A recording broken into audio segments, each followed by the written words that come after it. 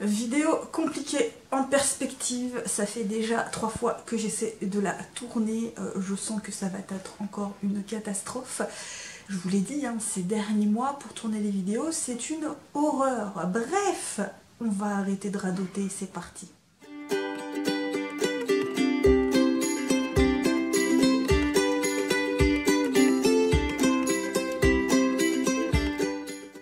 Salut tout le monde, aujourd'hui on se retrouve pour une nouvelle vidéo qui sera un point lecture. Comme d'habitude sur cette chaîne, j'ai 4 romans à vous présenter. On va pas changer les habitudes, hein. Pour l'instant ça fonctionne. Bref, pour le coup, dans ces 4 romans, il n'y aura que du MM. Et ce sont des romans qui sont, encore une fois, méga en retard. Voilà, quand je vous disais qu'on ne changerait pas les habitudes, on ne les change pas avec 4 romans et toujours du retard, puisque Miss Emily est toujours à la bourre, et vous le savez. Bref, du coup, c'est parti. On va commencer tout de suite. Je commence du coup par un format électronique. Il s'agit du Lord, du Magicien et de la Malédiction de Lee Winch, publié aux éditions Bookmark. Pour le coup, je vous ai pas dit, mais tous les romans MM que j'ai lus, c'est dans la maison d'édition Bookmark et Rainbow, qui en fait, Rainbow était une maison d'édition, ils ont fusionné avec MXM Bookmark, anciennement MXM Bookmark, qui est maintenant les éditions Bookmark. Oh là là, je radote déjà dès le début de cette vidéo, c'est du n'importe quoi. Bref, du coup, ce roman est un roman fantastique, historique, puisque ça se passe au 19e siècle en Angleterre. On va suivre un jeune homme qui s'appelle Thornick, ou je sais plus. Oh là là, les noms c'est déjà une catastrophe. Mais il avait un nom un peu particulier, ce jeune homme. Donc ce jeune homme est un peu un dandy qui vit à Londres, qui fait un peu ce qu'il a envie de faire. Voilà, il a une vie assez sulfureuse jusqu'au jour où son père se pointe et lui ordonne de retourner au château familial et d'y rester jusqu'à ce qu'il se marie. Et quand il lui dit qu'il doit y rester, bah ce jeune homme, malheureusement, à partir de cet instant, ne va plus pouvoir quitter le domaine. Mais vraiment pas, il va essayer par tous les moyens, il n'y arrive pas. À chaque fois, il revient dans le domaine, il n'arrive pas à sortir. Alors, ça fait 1 an et demi que ça dure, malheureusement, il a l'impression de devenir complètement dingue, soit il est maudit, soit c'est sa propre psyché qui l'empêche de sortir du domaine, de ce manoir et des terres qui appartiennent à son père. À côté, il y a sa belle-mère qui se sent menacée, il y a des choses étranges qui se passent, et elle est persuadée que justement c'est son beau-fils, ce jeune homme qui est resté coincé du coup dans le domaine, et qu'elle va faire appel à un ami, qui va faire appel à un ami, qui, cet ami est magicien, et va donc aller au domaine pour vérifier si c'est vraiment de la magie, si c'est vraiment ce jeune homme qui utilise la magie et qui fait des choses pas très cool à sa belle-mère, ou si c'est pas le cas. Sauf que quand il va rencontrer ce jeune homme, il va très vite se rendre compte que c'est bien plus compliqué que ça, que non seulement c'est bien plus compliqué que ça, mais qu'il y a vraiment tout un mystère qui s'enroule autour du domaine, autour du jeune homme et autour de son père, et en plus il est particulièrement attiré par lui. Je vous en dis pas plus pour le résumé, je pense que j'en ai déjà dit pas mal pour vraiment vous situer un peu le contexte. Alors, ce roman, qu'est-ce que j'en ai pensé? J'ai un avis assez mitigé dessus. C'est pas nul, j'ai bien aimé, mais j'y ai rien trouvé d'extraordinaire. Mais vraiment, voilà, on a passé un bon moment, mais sans plus. Voilà, j'ai trouvé que c'était sans plus, un peu du déjà vu sur certaines choses pour moi, puisque je lis beaucoup d'urban fantasy, de beat lit, de fantasy. Je suis vraiment très demandeuse de ce genre de lecture, donc c'est vrai que maintenant pour me surprendre c'est un petit peu compliqué. Mais là pour le coup, il y a aussi la romance qui m'a un peu ennuyée, parce que je trouve qu'elle allait trop vite.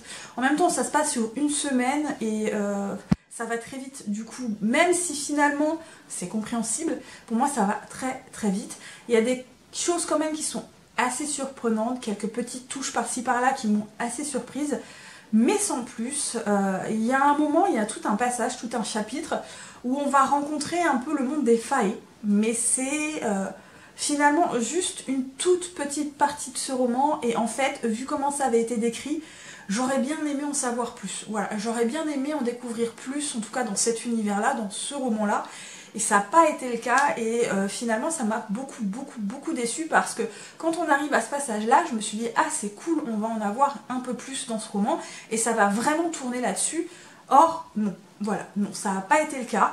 Il y a par contre vraiment tout un mystère tout autour qui a été plutôt bien mené, qui a été plutôt bien fait, et ça j'ai bien aimé. Finalement, quand le mystère se dévoile, j'ai été assez surprise. Vraiment, ça m'a pas mal surpris. J'étais plutôt agréablement surprise, même si au final, la toute fin, j'aurais préféré autre chose. Voilà, je trouve que du coup, cette fin reste assez abrupte, et j'ai trouvé ça assez dommage. Voilà, j'ai trouvé ça assez dommage. Dans l'ensemble, voilà, ça a été une bonne lecture. J'ai bien aimé la romance, sans plus, même si je trouvais que c'était assez rapide. Les personnages sont plutôt sympathiques, l'histoire en elle-même est sympathique. Malheureusement pour moi, il y a du déjà vu, même s'il y a des choses assez surprenantes. Et ce qui m'intéressait vraiment, ce qu'on nous a commencé à nous décrire, à nous montrer, finalement ça ne reste qu'une petite partie du roman, et après on s'en éloigne. Et moi j'aurais tellement aimé vraiment plonger dedans, et je trouve ça assez dommage. Alors le truc c'est que je crois qu'il y a d'autres tomes en VO, ou en tout cas d'autres tomes vont sortir, je ne suis plus très sûre. Si ça sort en VF, je suis assez intriguée, j'aimerais bien savoir comment va se passer la suite, s'il y a une suite. Mais sinon voilà, c'est pas le roman du siècle pour moi, j'ai passé un bon moment, mais c'est tout. Je continue par le premier tome de la duologie de la rivière des souvenirs, donc ici La tête hors de l'eau de Tijikun, publié chez Rainbow en fait, dans la collection Rainbow des éditions Bookmark. Donc ici on suit un jeune homme qui s'appelle, je ne sais plus, Benji, c'est ça. Benji est un jeune homme qui vit dans une petite ville un peu perdue des États-Unis où il se passe pas grand chose, mais c'est une ville qui lui plaît bien. Il n'a pas spécifiquement envie de vivre dans une très grande ville du genre New York, toutes ces grandes villes très connues des États-Unis. Il n'a pas du tout envie, lui il aime vraiment cette petite communauté. Le truc c'est que Benji était extrêmement fusionnel avec son père, lui et son père étaient très proches l'un de l'autre, ils avaient une relation père et fils extraordinaire, extrêmement fusionnelle, ils ne pouvaient presque pas se passer l'un de l'autre, sauf que malheureusement son père va décéder dans un accident de voiture, et Benji, les années ont beau passer, il ne s'en remet pas. Il a d'ailleurs quitté l'université, il est revenu, il a repris l'entreprise de son père, et depuis il se tue à la tâche, il n'a pas de vie entre guillemets personnelle, il n'a pas vraiment de vie personnelle, il n'a pas vraiment de vie sociale, il reste enfermé dans son chagrin, dans sa douleur, tout en se demandant si c'est vraiment un accident ou si c'est pas un meurtre, ou voilà, pour lui ça paraît pas crédible. Et malheureusement il est en train de couler entre guillemets, il est en train de se perdre dans tout ça, et il va plus ou moins demander de l'aide à une entité supérieure. Voilà, il va demander aidez-moi, mais à personne en particulier, et un jour va tomber du ciel un personnage très étrange, et son univers va changer. Alors je ne vous en dis pas plus. J'ai bien aimé le premier tome, je vous avoue que c'est pas du tout mon préféré de Tijikun, c'est vraiment pas mon préféré. Je pense que pour l'instant c'est celui que j'aime le moins, à voir avec le deuxième tome, mais pour l'instant c'est vraiment celui que j'aime le moins. Il y a un côté vraiment mystique que là j'ai pas accroché. Voilà, le côté mystique dans ce roman j'ai pas accroché. D'habitude ça passe tout seul avec moi, mais là je sais pas, j'ai vraiment pas accroché le côté mystique. Par contre j'ai adoré le personnage que Benji va raconter. Il est très drôle dans un sens, voilà, c'est un personnage, je peux pas trop vous en dire pour éviter de trop vous en dévoiler, mais c'est un personnage assez unique, très attachant, qui est très fort, mais en même temps qui est très sensible, qui peut être maladroit, et en fait il donne la banane. Voilà, il donne clairement la banane, ce personnage. Et Benji, lui, ça va être compliqué pour lui avec ce personnage dans ce premier tome. En tout cas au début ça va être très compliqué, parce que il veut pas y croire, parce qu'il se dit ouais non attends c'est des conneries, ouais mais non attends il va repartir, ouais mais voilà, ça va être très compliqué pour Benji, mais en même temps ça va permettre à Benji finalement d'évoluer et de sortir un peu de son désespoir et de son chagrin, et en même temps ça va lui permettre d'avancer sur toutes ces questions qui se posaient au sujet de son père. Il y a plein de trucs qui vont se passer, je vous en dis pas plus, mais c'était pas mal, Moi j'ai bien aimé le côté mystère, le côté toutes ces questions qui se posent, qu'est-ce qui s'est vraiment passé, le fait qu'il va rencontrer ce personnage qui va vraiment le faire évoluer, le personnage secondaire en lui-même. Et puis c'est pareil, j'ai beaucoup aimé la maman de Benji et ses deux tantes qui sont des personnages très sympathiques,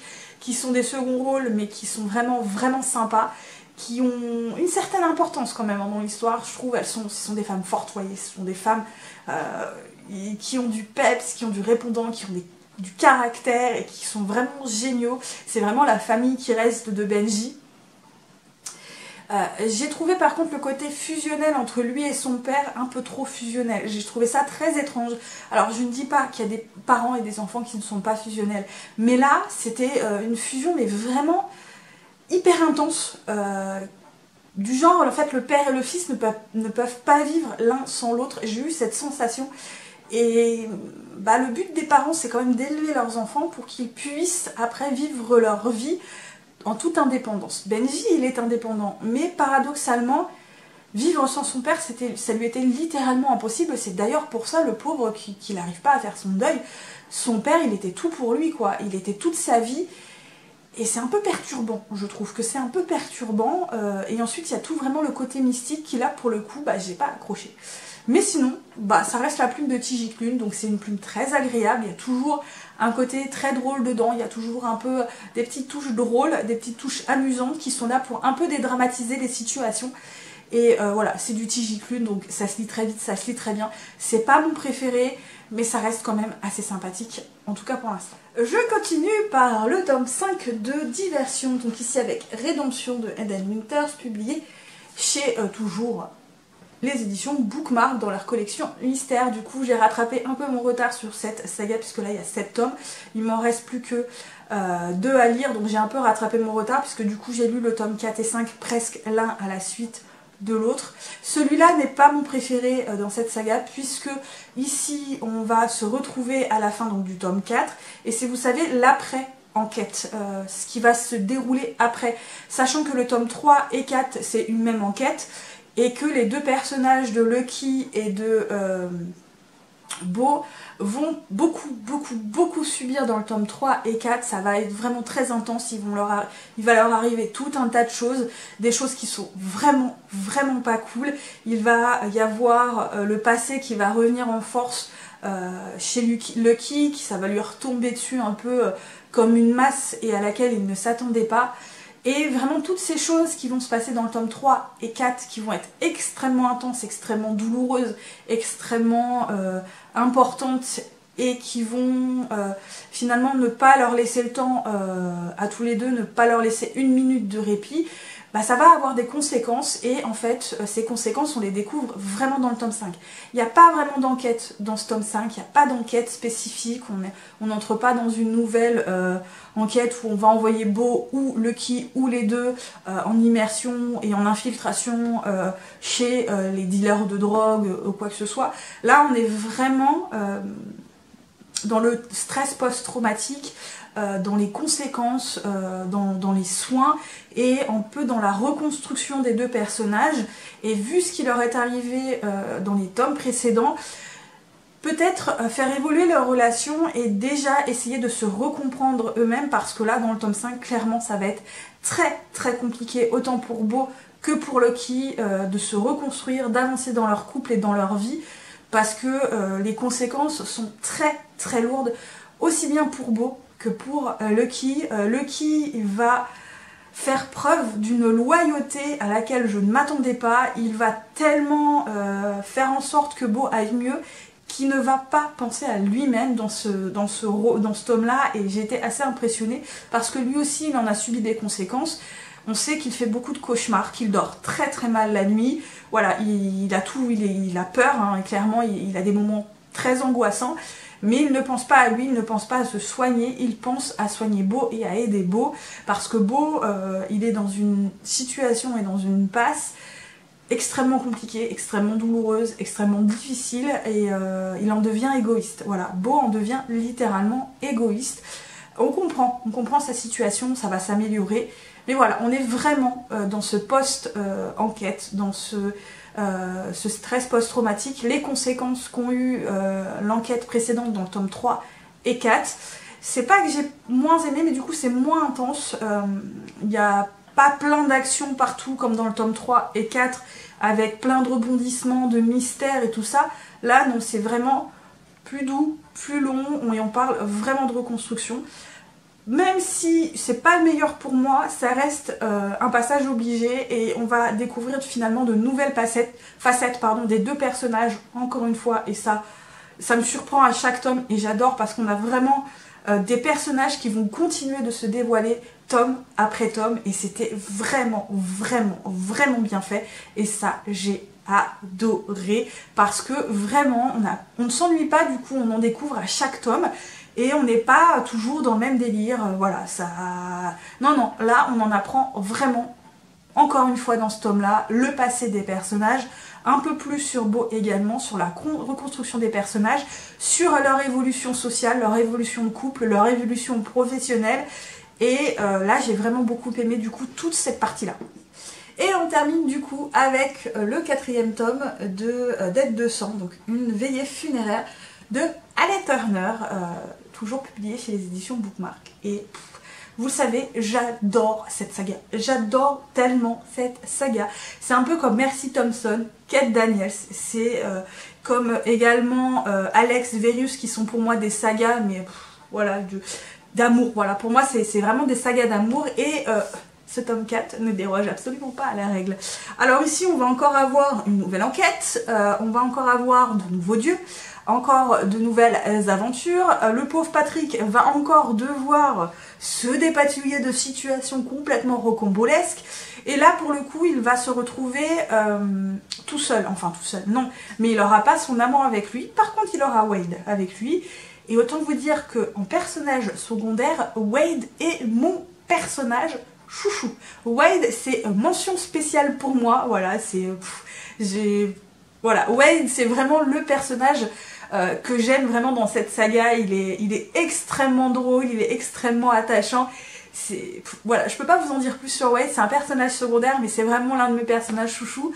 Quant à l'histoire principale, comment vous dire, on a encore une fois pas le temps de s'ennuyer, il y a plein de rebondissements, plein de découvertes, l'intrigue de fond commence à prendre un peu plus d'ampleur, les deux personnages vont devoir se dépatouiller tout seuls l'un de leur côté, et la confiance qu'ils ont l'un dans l'autre va être mise à rude épreuve, puisque du coup n'étant plus ensemble, ils vont devoir prendre des décisions chacun de leur côté qui vont forcément impacter leur couple, et également la meute ou la famille qu'ils sont en train de se créer tous les deux ensemble, et c'est une nouvelle évolution si vous voulez de l'intrigue, du coup des personnages, d'évolution de la relation des personnages, que ce soit en couple, social, politique et tout ça. Et il y a toujours une enquête, voilà, un peu comme Mercy Thompson où il y a une intrigue de fond, mais il y a une enquête à chaque tome, et l'enquête à chaque tome se termine à la fin du tome. Ça c'est vraiment quelque chose que j'apprécie énormément, d'avoir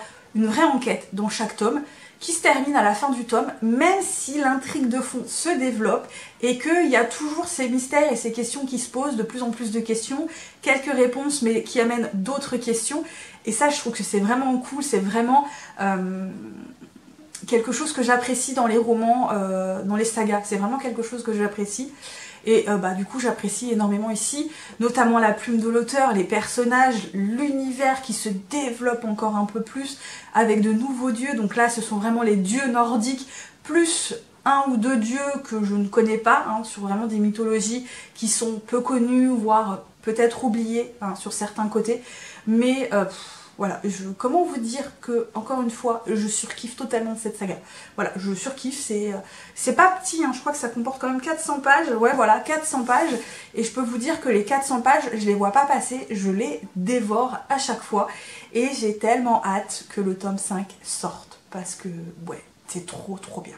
Et voilà, j'en ai du coup terminé pour ce point lecture où j'ai pas mal blablaté, hein, clairement. Je me suis un peu laissée emporter sur certains côtés. Voilà, hein. Je vous avais dit que ce serait une vidéo compliquée, et que j'allais radoter. Voilà, bref. En tout cas, j'espère que cette vidéo vous a plu. Si vous avez lu certains des romans, n'hésitez pas à me dire ce que vous en avez pensé comme d'habitude. Si ça vous a donné envie de les lire, alors je suis très contente également. N'hésitez pas non plus à laisser des petits pouces bleus, à vous abonner, hein, ça fait toujours plaisir également, à me suivre sur d'autres réseaux sociaux, notamment Instagram et plus ou moins Livre Addict. Même si vous le voyez, je suis pas forcément très régulière sur les réseaux sociaux. Voilà, il y a des moments qui sont plus ou moins, on va dire, où je suis plus ou moins active, hein, mais je suis un être humain, il y a des moments où j'ai pas le courage, j'ai pas envie. Bref, j'y suis quand même assez régulièrement, donc n'hésitez pas à me suivre sur ces autres réseaux sociaux. Et moi, comme d'habitude, je vous souhaite de très bonnes lectures et à très bientôt pour une nouvelle vidéo. Bye bye!